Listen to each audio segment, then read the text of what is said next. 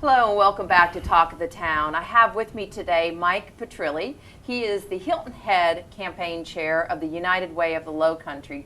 Mike, welcome. Thank you. I was asking you before the show, what exactly does the United Way do? You've given me some information that actually I wasn't even aware of. Sure. It's the United Way of the Lowcountry, meaning Jasper and Beaufort County. And it's an organization that is intending to draw as much resources as possible from the community to serve over 30 plus different agencies that provide some basic needs to the people in our area. We live in a very beautiful place. I mean, this seems like Fantasy Island to many people, but in fact we have lots of people who have real needs. A good example is that in our own Hilton Head school system, half the kids qualify for reduced lunch prices because they come from poor families. So there's lots of needs that have to be addressed right here in the Lowcountry. Where do the local contributions go? Good question. For every $100 that somebody contributes to the United Way of the Lowcountry, 88 of those dollars goes directly to these 30 plus different agencies. The remaining $12 runs the organization's staff of 9 full-time people and all the expenses that they run year after year. However, in addition to the $88 that went to the agencies, that $12 is used to give them counseling, support, advice, the kind of managerial support and professionalism that many of those organizations need. So it's not a transaction, it's a relationship, and that relationship continues year-round. Why wouldn't somebody just donate directly, say, to the Children's Center or to whichever? I mean, why wouldn't they do it just directly? They certainly could. But in addition to giving it to United Way, and incidentally, they could designate on their contribution that they want it to go directly to the Children's Center, for example. But that way, then the Children's Center gets not only the money, they also get the expertise of the United Way staff. Who, or how, I should say, are the contribution investment decisions made? Good question. Very good question. The nice thing about the United Way of the Lowcountry is, in addition to those 9 professionals that work for them, there's an army of volunteers from the area. Many professionals, many people who worked in professional organizations. They work once a year getting together as a committee to evaluate the agencies. And they ask some very hard-hitting questions. They want to make sure their accounting is correct, that their goals are correct, that their needs are precise, and that they have measurable results. And it is that accountability that makes it such an effective organization. How much of that money actually goes to the people in need? Well, again, as I say, 88% or $88 out of every 100 goes directly to those agencies. Those agencies spend it on programs that have been reviewed by the United Way in terms of having the potential for significant results, measurable results.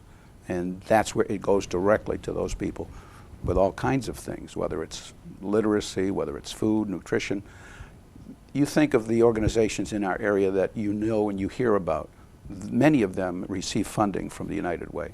Deep Well, the Boys and Girls Club, Literacy Volunteers, the Children's Center, Salvation Army, the Boy Scouts, et cetera, et cetera, et cetera. It's a great way to collect resources, focus it, and give it professional assistance to get the things done.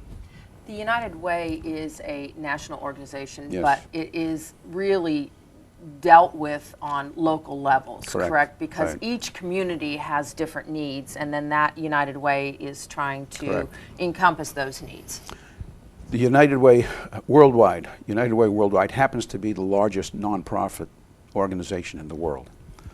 We are part of that network. They give us some assistance in terms of professional expectations. We pay a fee to them, part of that $12 out of the $100. It's a very modest fee, but we do that, and it gives us the right to use their logo and to do other things. And they expect United Way organizations, local organizations, to meet certain standards. And they have recognized that the United Way of the Lowcountry is one of the better organized, run organizations in the country. That's wonderful. Who runs the United Way of the Lowcountry? We have a staff of 9 people, headquartered in Beaufort. Clarice Walker is the president. She has a staff with an office in Bluffton and an office in, an office in Jasper County and an office here in, it's actually located right across from Moss Creek, that runs the Hilton Head campaign. When you talk about the annual campaign, what are expectations? Sure. Before I get into that, let me just finish on the last question.